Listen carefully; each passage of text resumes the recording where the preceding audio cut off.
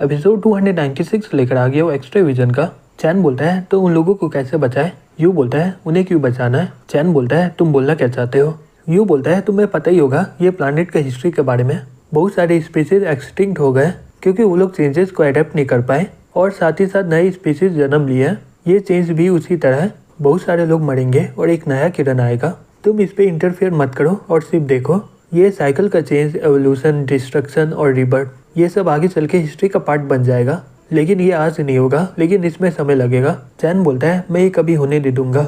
जिसका मैं परवाह करता हूँ उसे खतरे में नहीं जाने दूंगा। ये मेरा कल्टिवेशन का फाउंडेशन और प्रिंसिपल है। जब तक मैं जिंदा हूँ मैं पृथ्वी को बचाऊंगा। फिर वो अपना रूप उतार लेता और ड्रैगन को बोलता है व्हाइट ड्रैगन तुम मेरे originally formation guarding spiritual beast है। अभी से तुम रिल्म गार्डिंग इमॉर्टल बीस्ट रहोगे। फिर वो रोप के अंदर वो ड्रैगन को डाल देता है और उसे पृथ्वी की ओर भेज देता है। यू बोलता है जबकि ये रोप हेविली डाउ के हमले को रोक सकता है तो ये डैमेज को रिपेयर भी कर देगा जो हेविली डाउ की वजह से हुआ है, और व्हाइट ड्रैगन की मदद से ये पृथ्वी का भी हेल्प करेगा। चैन बोलता है मुझे लगा कि तुम रोकोगे। यू बोलता है मैं भी तो ह्यूमन रेस का ही हूँ, तो मैं नहीं चाहता कि ह्यूमैनिटी इतनी जल्दी खत्म हो जाए। लेकिन व्हाइट ड्रैगन और रोप सिर्फ रिल्म को ही प्रोटेक्ट कर सकता है। ये लोग रियल के हेविली डाउ नहीं है। चैन बोलता है कि हेविली डाउ सही में जरूरी है क्या। उन लोगों से मिलने के बाद मुझे लग रहा है कि वो लोग सही नहीं है। यू बोलता है क्योंकि हेवन और अर्थ बहुत ही ज्यादा डिफरेंट होते हैं। हेविली डाउ उतना भी दयालु नहीं होता है, हालांकि उसके बिना कुछ भी हासिल करना नामुमकिन है। रूल को बनाया जाता है फ्रीडम के लिए और इसी कारण सभी कुछ ठीक चलता है। मेरे पास एक तरीका है हेविली डाउ बनने का।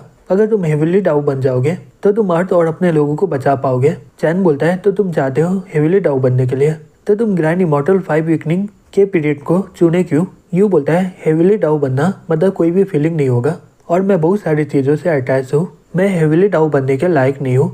चैन बोलता है तो तुम्हें सही में लगता है कि मैं जाऊँ और क्वांग को छोड़ के चल जाऊंगा। यू बोलता है हाँ मुझे पता है कि तुम नहीं जाओगे, तो इसलिए तुम अपना पूरा कोशिश करोगे ये पृथ्वी को बचाने का।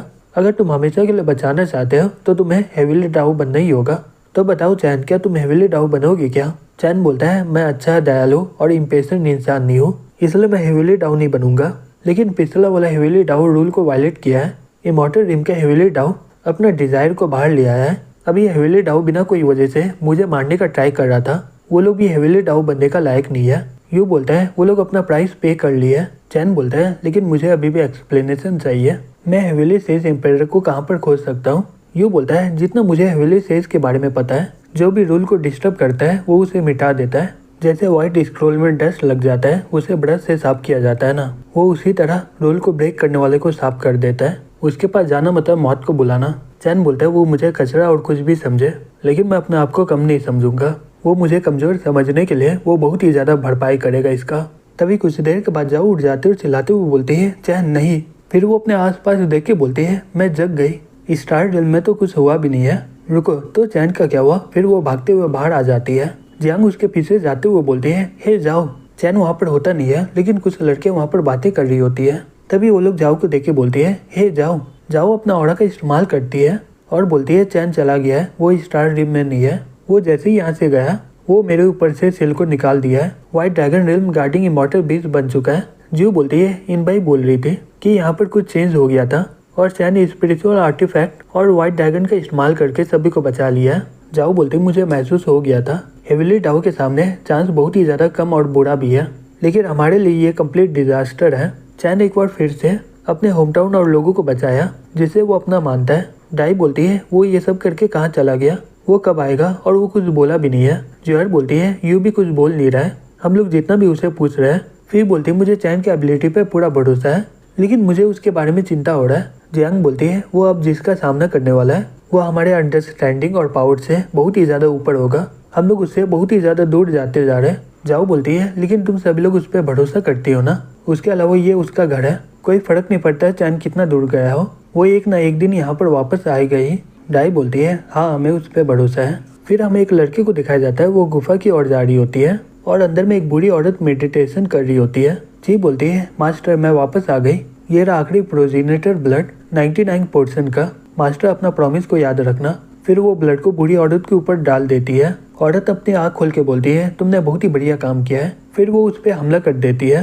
तभी ची के मुंह से कुछ निकल जाता है। वो औरत बोलती है मैंने तुम्हारा बॉडी के अंदर रेजिस्टेंट को बाहर निकाल दिया है, हमारा डील हो चुका है, अब तुम जा सकती हो। ची बोलती है मेरा कल्टीवेशन लेवल बहुत ही नीचे आ गया है, मैं अपना दुश्मन को मार नहीं सकती हूँ, तो कैसा रहेगा कि और डील करे। बूढ़ी औरत बोलती है डील हो चुका है हमारा, तुम्हारा मैटर तुम समझो। ची बोलती है मैं तुम्हारी मदद की थी, तुम भी करो।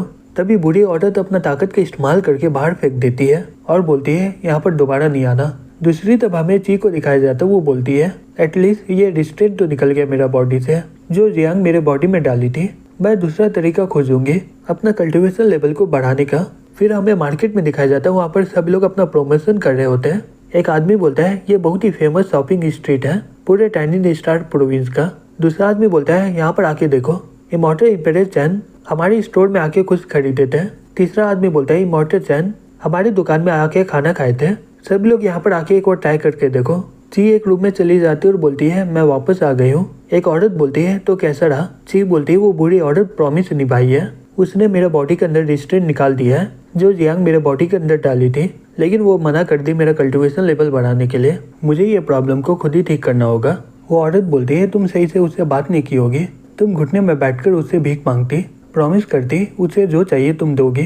ची गुस्से से बोलती है हे बुढ़िया क्या तुम पागल हो गई हो क्या, अब तुम मुझे बताओगी कि मुझे क्या करना है। फिर वो उसे एक जोर से थप्पड़ मार देती है जिससे वो चेयर से गिर जाती है। फिर वो बोलती है क्या तुम अभी भी सोच रही हो क्या कि तुम हिडन डिटी इमॉर्टल सेक्टर की सेक्टर मास्टर हो, तुम सिर्फ अभी एक पागल सी मॉन्स्टर हो जो किसी तरह जिंदा है। वो औरत उसे इग्नोर करके बोलती है मेरा स्पिरिचुअल आर्टिफैक्ट। ची उसके ऊपर थूक देते और बोलती है सही में तुम बहुत ही बेकार हो, अगर तुम मेरे लिए काम की नहीं होती तो मैं तुम्हारे साथ इतना बहस नहीं करती। अगर तुम्हारे पास कोई इन्फॉर्मेशन है पावरफुल बिंग का तो जल्दी से मुझे बताओ। हिडन डिटी इमॉर्टल सेक्टर पहले ही खत्म हो गया है, अब सिर्फ तुम मुझ पे ही रिलाई कर सकती हो चैन से बदला लेने का। औरत बोलता है एक जगह है जहाँ पर चांस हो सकता है, लेकिन वो बहुत ही ज्यादा खतरनाक है, मैं सोच रही हूँ क्या तुम रिस्क लेने के लिए तैयार हो क्या।